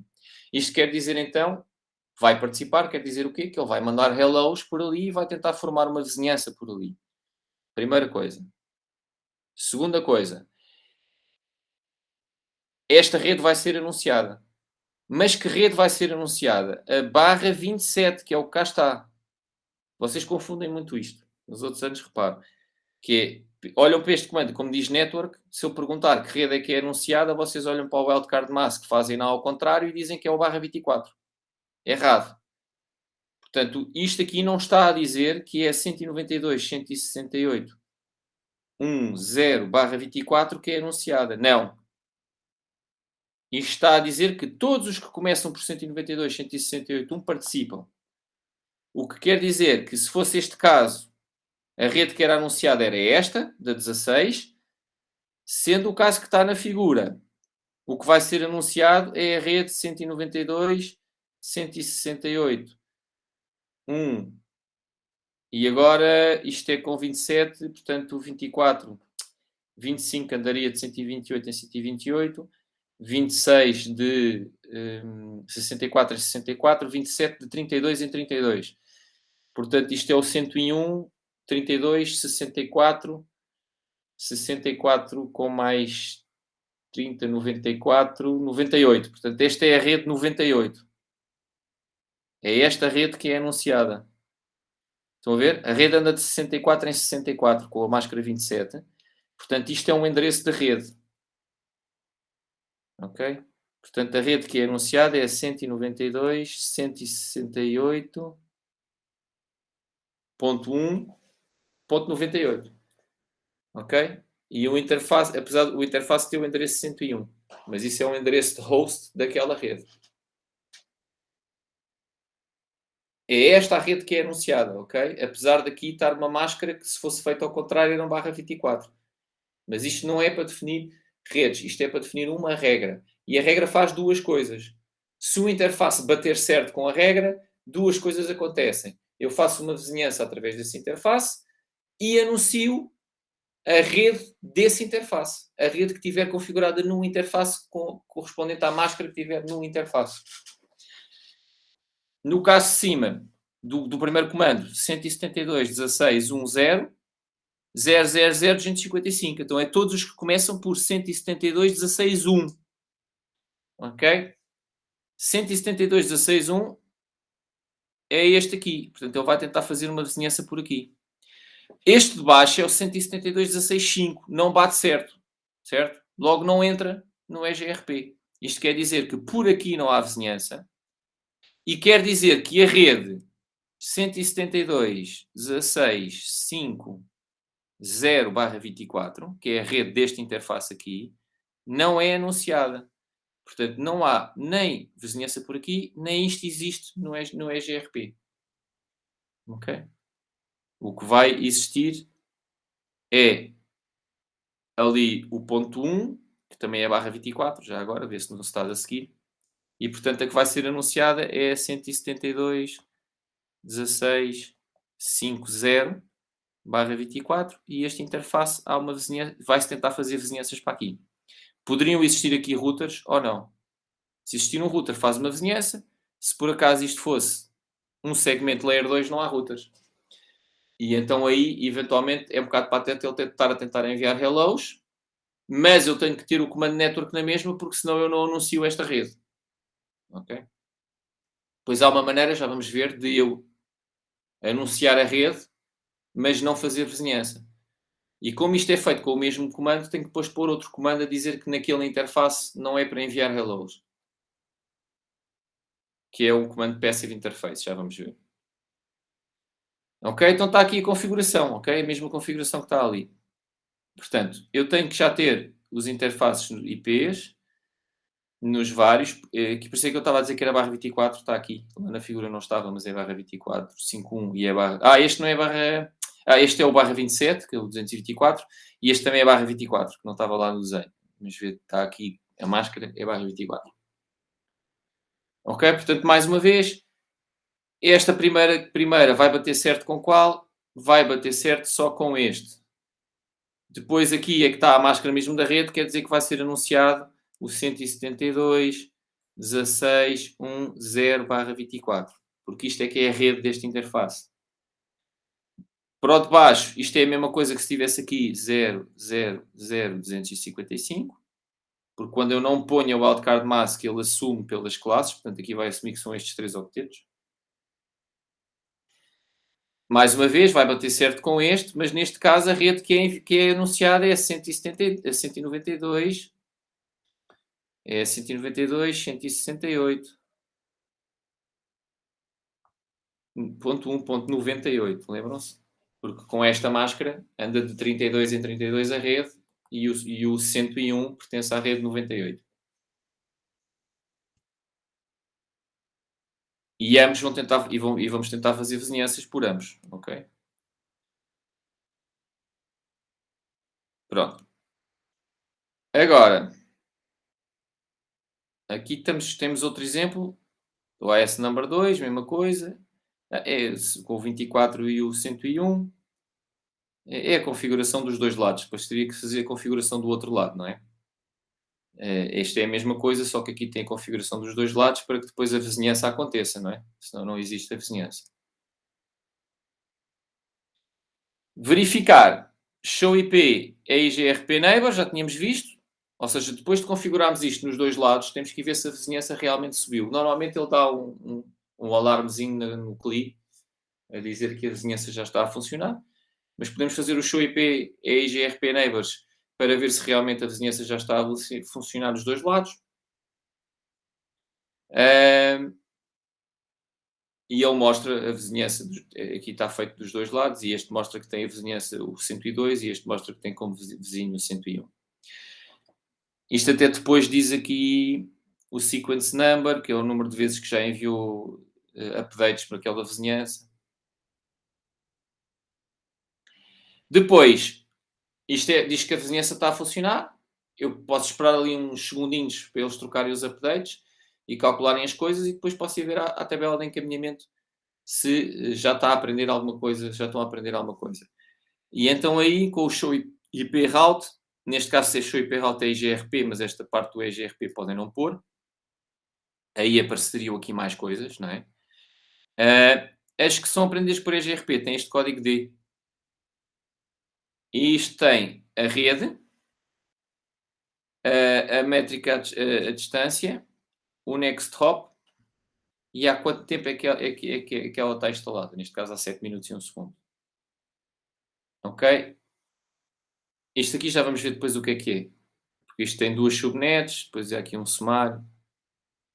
Já vamos ver porque é que é um sumário e porque é que aquele sumário, nos sumários temos ali o nulo zero. Também podem fazer aqui o show IP e EGRP interfaces. Isto vai mostrar os interfaces que estão a entrar no EGRP, para vocês verem se está certo o vosso comando network. Quantos peerings é que ele fez? Neste caso havia 2, mas lembram-se do lado esquerdo não tem lá nada ligado, portanto não há peerings lá. Mas nós incluímos, pusemos uma regra para aquele interface ser incluído porque queremos anunciar a rede daquele interface. Show IP EGRP Topology mostra tudo o que vocês estão a aprender de todos os vizinhos, enquanto na root table só tem depois as melhores. Não é? Agora o que acontece? Neste exemplo não há peers aqui, portanto isto seria um segmento layer 2. Havia aqui switches e eventualmente hosts, mas não há ninguém com quem trocar routing. Então, mas no entanto, para que o R1 saiba chegar a esta rede tem que ser anunciada para aqui no distance vector. Para esta rede ser anunciada para aqui no distance vector, no comando network, eu tenho que pôr uma regra onde este interface bata certo, que é para depois ele ir lá à configuração do interface, ver a rede e anunciar aquela rede. Então eu tenho que pôr o comando network. Mas eu não quero tentar fazer vizinhanças por ali, porque é um bocado disparatado estar a enviar hellos por aqui se não há lá router nenhum. ok? Portanto, eu não quero estar aqui a enviar hellos, hum, mas não posso tirar o comando network, ok?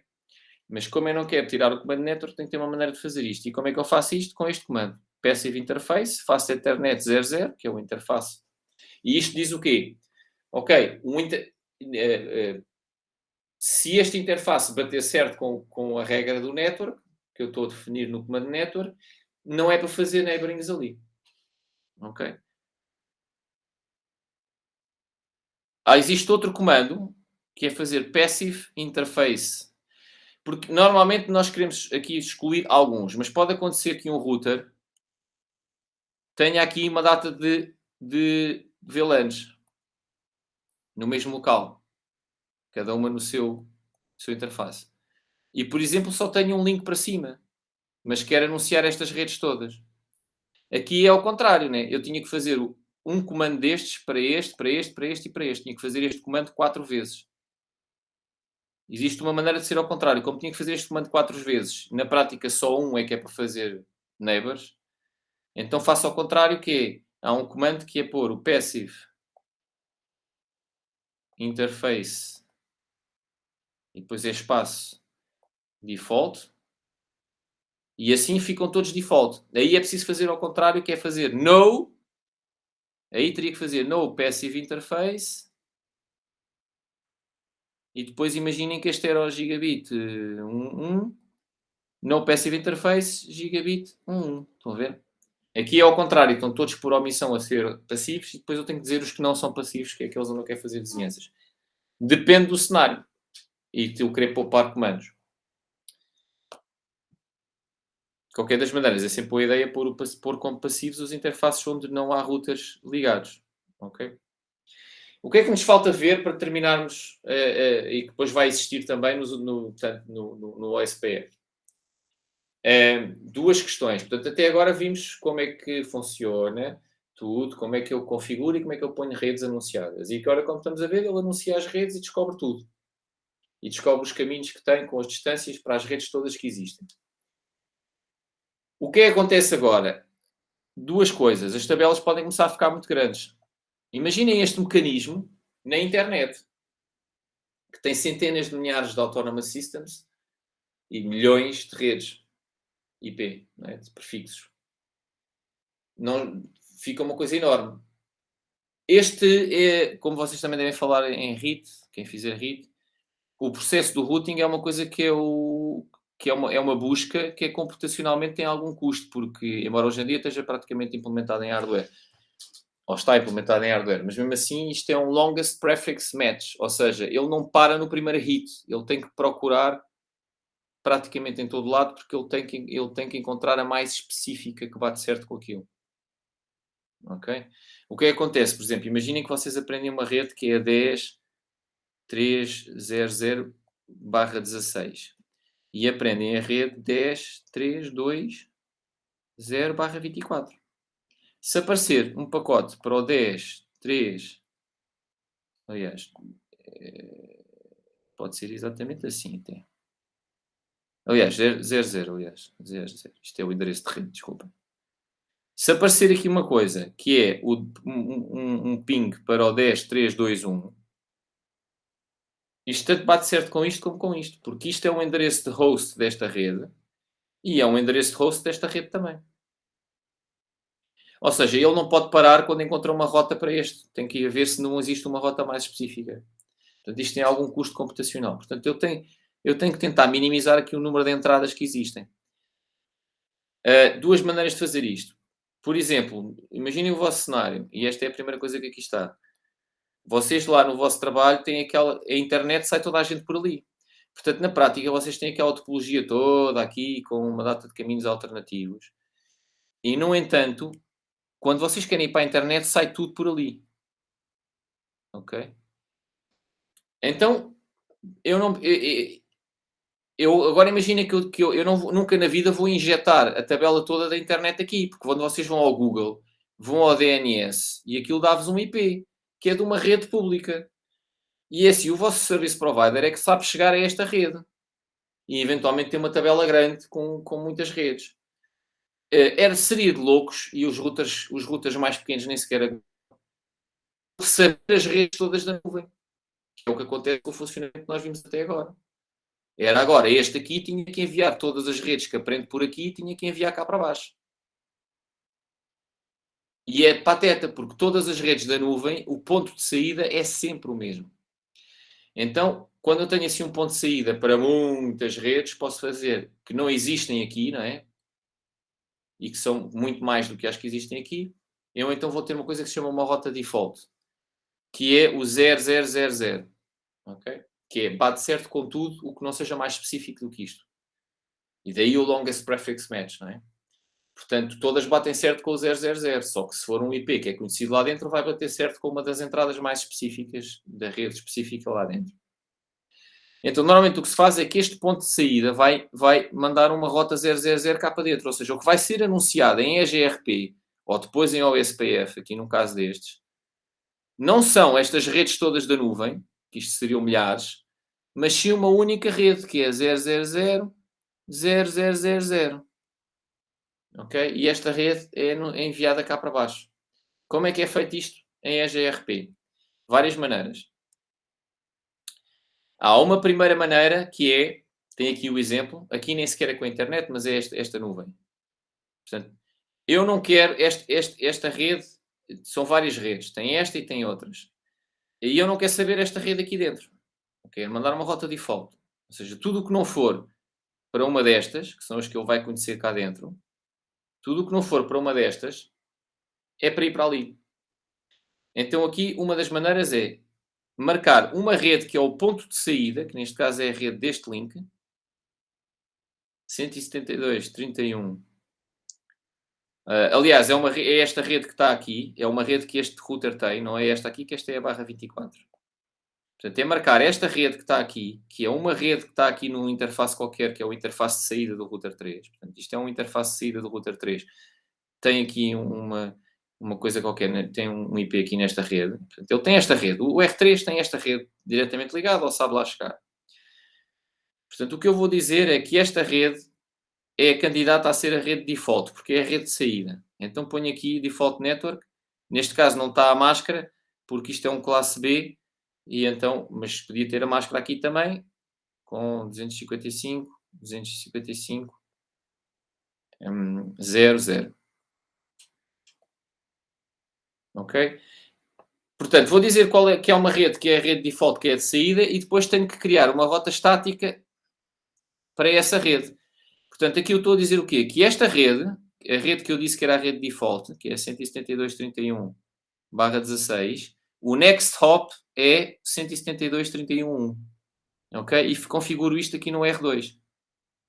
Portanto, eu no R2 digo que esta rede é a rede default e que para chegar lá o caminho é ir por este interface. Ok? E então aqui o que é que ele vai fazer? Ele vai marcar esta rede como candidata para ser a rede default, o 000/0, e que este é o next hop. Ok?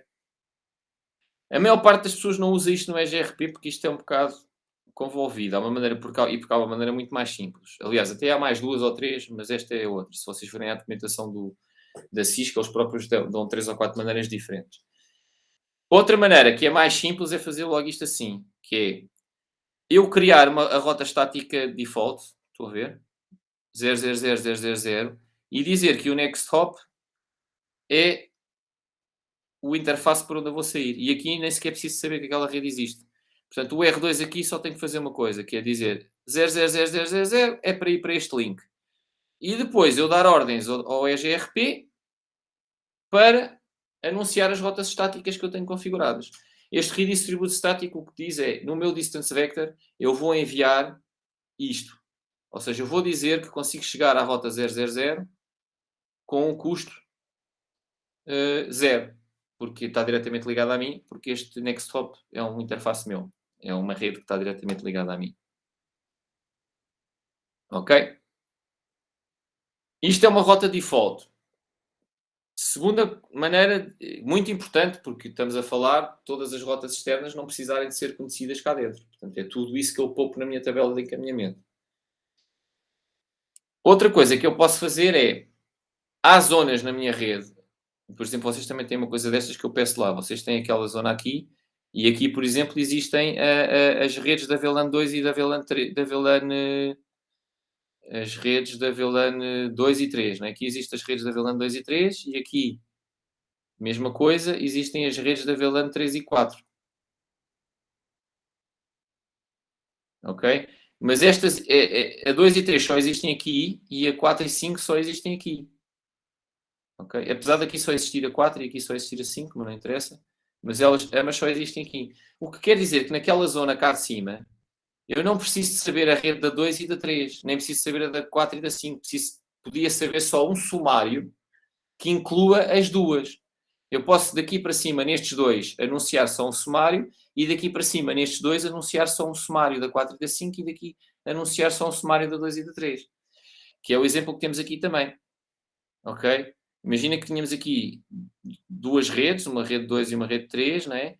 Eu aqui não preciso saber que existe a 2 e a 3, eu preciso saber que existe eu preciso saber um sumário, uma única rede que inclua as últimas duas. Isto tem várias vantagens. Aqui, em vez de ter duas entradas, só tenho uma entrada. Ok? Uma entrada em vez de duas para chegar ali. Porquê? Porque o caminho é o mesmo.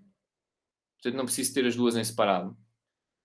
E se houver aqui uma falha, em que uma deixe de existir, mas a outra continua a existir, eu não preciso sequer de mandar updates. Porque o prefixo como um todo ainda está acessível. Ainda existe uma rede lá. Ok? Aqui a mesma coisa. Esta falha não precisa de ser propagada para este lado, neste caso. Ok? Portanto, menores updates e tabelas de encaminhamento mais pequenas. Para fazer um sumário, o que é que vocês têm que saber? Nada de especial. Têm que saber as máscaras, fazer as máscaras. Têm que ter alguns cuidados. Por exemplo, tem aqui um exemplo simples. Este router aqui vai receber, tem vizinhanças com o R3 e com o R1. Portanto, vai receber updates daqui e vai receber updates daqui. Agora reparem, este tem a rede 172.16.2, este tem a 172.16.1, ambas barra 24. Aqui não é um bom sítio para fazer um sumário, porque se eu vou fazer aqui um sumário, por exemplo, imagina que eu vou fazer um sumário com barra 16. O barra 16 inclui estas duas redes. E se eu anuncio por aqui e por aqui um sumário, tenho um problema no R2, que é o R2 passa a ter para a mesma rede dois ops. O que vai acontecer é o quê? Ele vai escolher um deles, que é o que tem o menor custo. E depois, se por acaso escolher o R3 e receber uma coisa para o 116.1, vai enviar para aqui. E depois este não tem a rede 1, tem a rede 2. Dá asneira. Faz um black hole. Portanto, envia o tráfego para um sítio e depois não chega lá, não chega a lado nenhum. No EGRP há uma coisa que vocês têm que fazer sempre, que é o No Auto Summary. Sempre, quer dizer, não seria sempre, para quem é inexperiente, sempre. Porquê? Porque no EGRP, se vocês não puserem este comando, vai exatamente acontecer isto, se fizerem este cenário. Porque se vocês não puserem este comando, o EGRP faz sumários automaticamente. E vai fazer sumários automaticamente pelas classes, que são logo um tiro de bazuca. E, portanto, aqui é exatamente fazer isto. Como isto é um endereço que nas classes antigas era um endereço de classe B, ele vai automaticamente pôr isto como um barra 16. Com 172.16. Vai fazer a sumarização automaticamente. E iam ter este problema. Portanto, tem que desligar o auto-summary para garantir que isto não acontece. Este tipo de coisa. Ou então, se forem mais experientes, olham quando estão a planear e a fazer o desenho e a planear a configuração, veem que não tem nenhum problema destes e se calhar até têm planeado aquilo de maneira que pelas classes chega e funciona e não fazem, assim escusam de estar a configurar os sumários. Mas não é, para quem não é muito experiente, não é boa ideia. Ok? Portanto, lá está aqui o No Auto Summary. Que tem que se desligar. Como é que se configura o sumário? Muito simples, é só este comando aqui. IP, Summary Address, é IGRP 110 para identificar qual é que é o processo.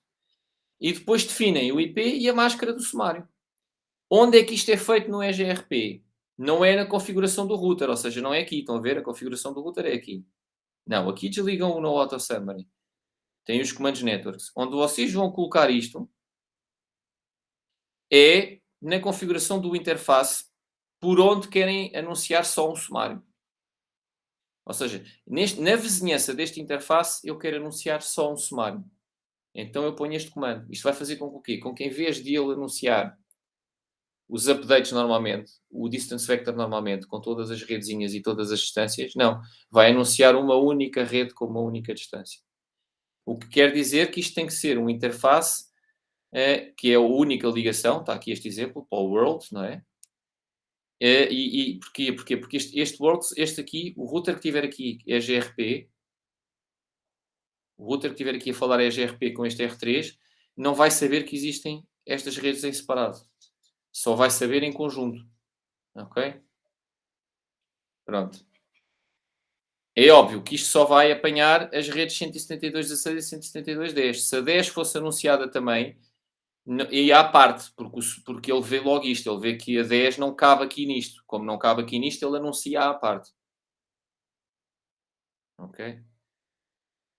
Poderiam até ter vários comandos aqui destes, porque nem sempre dá para meter tudo num sumário. Então, o que couber dentro do sumário, ele só envia o sumário, o que não couber dentro do sumário, ele envia normalmente. Ok? Portanto, ele vê aqui com a máscara e vê isso. Pronto. Para terminarmos, o que é que isto implica? Isto deslocou-se, eu não corrigi. Quando eu crio isto, o que é que acontece aqui?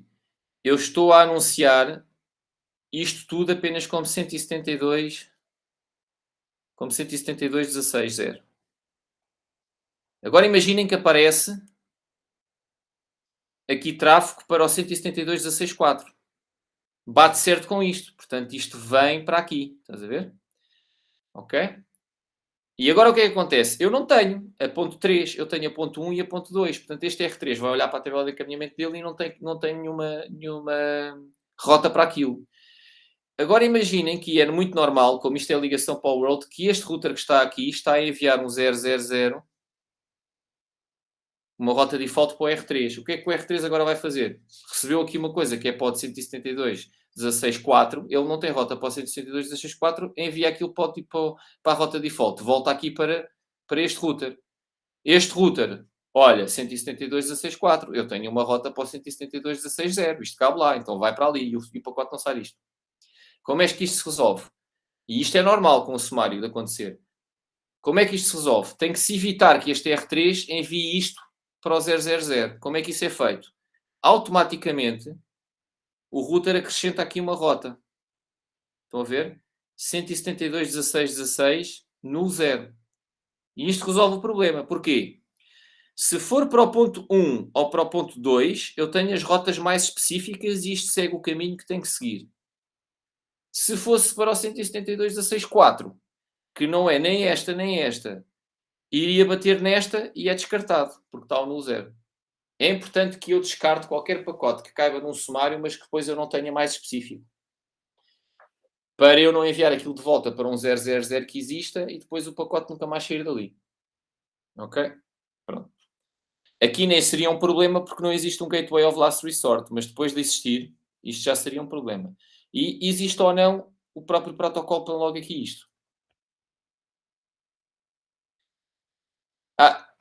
Já estamos na hora, mas isto já agora. Isto tem a ver com aquela questão do feasible distance e do advertised distance. Ok?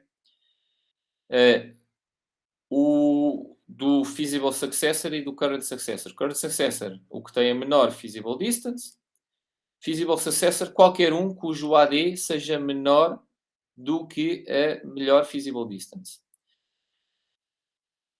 Se eu quiser usar como load balance, tenho que pôr aqui tenho que definir quantos caminhos é que podem ser usados. Ou seja, qualquer um que cumpra esta regra pode usar pode ser usado ao mesmo tempo.